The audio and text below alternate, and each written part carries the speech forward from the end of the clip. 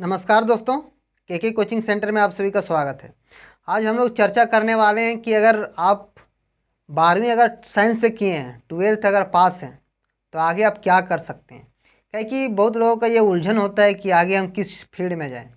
तो आइए आज उसके विषय में हम लोग क्या क्या फील्ड हो सकता है, क्या क्या करियर ऑप्शन हो सकता है, उसके विषय में कुछ जानकारी प्राप्त करते हैं। तो आइए हम लोग शुरू करते हैं, लेकिन उसके पहले आप लोग को बहुत शुभकामनाएं, क्योंकि आप अगर इस वीडियो को देख रहे हैं तो जरूर आप 12th पास होंगे।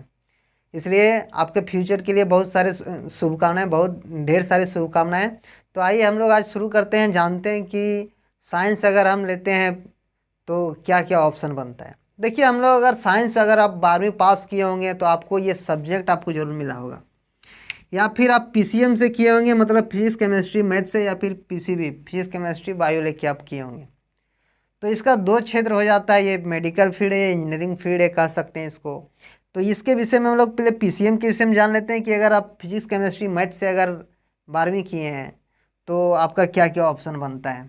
तो देखिए, अगर पीसीएम से अगर आप 12वीं किए हैं तो आपको पहला फील्ड जो है हम कह सकते हैं कि बीएससी आप कर सकते हैं, बैचलर ऑफ साइंस में कर सकते हैं बीएससी। ये आप कर सकते हैं, जिस पर आप ऑनर्स कुछ भी रख सकते हैं, जैसे फिजिक्स रख सकते हैं, केमिस्ट्री रख सकते हैं, या फिर मैथ रख सकते हैं। ये सारे ऑनर्स पेपर रख सकते हैं इस पर। और ये इंग्लिश में भी रख सकते हैं अगर आपका इंग्लिश पेपर है तो ये आपका ऑप्शन पहला बनता है क्या, कि आप यहाँ से बीएससी कर सकते हैं।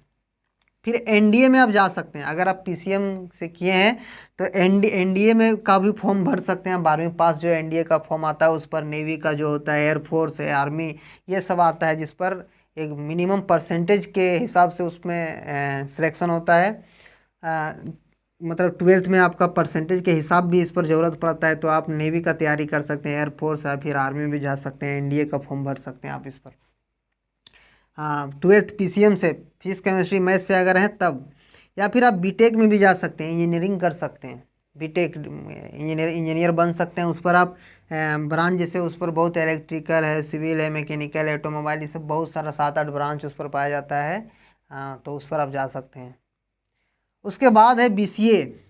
आप बीसीए भी कर सकते हैं, बैचलर इन कंप्यूटर एप्लीकेशन जिसका फुल फॉर्म होता है। तो ये बीसीए भी कर सकते हैं, कंप्यूटर से रिलेटेड कोर्स है जो, ये भी कर सकते हैं। ग्रेजुएशन का डिग्री ये भी देती है।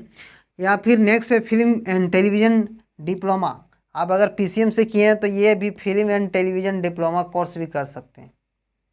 नहीं तो फिर आप देखिए नेक्स्ट क्या है, direct second year of engineering diploma polytechnic. अगर आप पॉलिटेक्निक करना चाहते हैं और अगर 12th पास है तो आप डायरेक्ट 1 साल इसका आपका माइनस हो जाएगा। मतलब अगर पॉलिटेक्निक 3 साल का है, पॉलिटेक्निक अगर 3 साल का है तो आप 2 साल में ही कर सकते हैं, डिप्लोमा कर सकते हैं इसका। लेकिन प्राइवेट में ही कर सकते हैं, गवर्नमेंट वाला में तो इंटरेस्ट निकालना पड़ता है। इंटरेस्ट एग्जाम निकालने के लिए आपको फर्स्ट ईयर में ही एडमिशन कराना पड़ेगा। तो आप प्राइवेट से अगर करना चाहते हैं तो 12th अगर पास है तो पॉलिटेक्निक कर सकते हैं आप 2 साल में, डिप्लोमा इंजीनियरिंग डिप्लोमा कर सकते हैं। फिर है देखिए technical entry in Indian army. अगर आप ये पीसीएम से 12th पास है तो इस पर भी आप जा सकते हैं, technical entry in Indian army में जा सकते हैं। या फिर आप जैसे आप 12वीं पास हैं तो आप डीएलएड भी कर सकते हैं। अगर टीचिंग लाइन में आपको करियर बनाना है तो आप डीएलएड भी कर सकते हैं और एक टीचर बन सकते हैं। 12वीं पास से डीएलएड कर सकते हैं। तो ये था पीसीएम से, फिजिक्स केमिस्ट्री मैथ से आप अगर 12वीं पास हुए हैं तो। लेकिन अगर आप बायो से पास हुए हैं तो आपका क्या क्या फील्ड बनता है, उसी तरह इसमें भी बीएससी कर सकते हैं, जिस पर क्या है फिजिक्स केमिस्ट्री या बोटनी। बोटनी जो बायो होता है वो आगे जाके ग्रेजुएशन में बोटनी हो जाता है।